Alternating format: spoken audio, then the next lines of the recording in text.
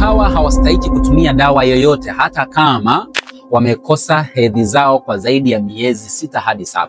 Mtu wa kwanza ni binti yeyote ambaye yuko chini ya miaka 19, na maanisha miaka 16, 17, 18 hapa. Anapokuwa hajapata hedhi yake ndani ya miezi 3, 4, 5, hahitaji kutumia dawa, kwa sababu kumbuka ni kipindi ambacho mfumo wake wa vichocheo unajiseti kuwa sawa. Kwa hiyo kutokupata hedhi haimaanishi kwamba anaumwa. Lakini mtu wa pili ni yule ambaye anatumia whether ni sindano au ni vidonge au ni kipandikizi. Kutokupata hedhi manake ni kwamba ni sehemu tu ya maudhi ya hizi njia za uzazi wa mpango. Kwa hiyo hauhitaji kabisa kutumia dawa kuzalisha hedhi, wakati unajua kwamba hapo ulipo una vichocheo vingine, whether ni vya sindano au kipandikizi au vidonge.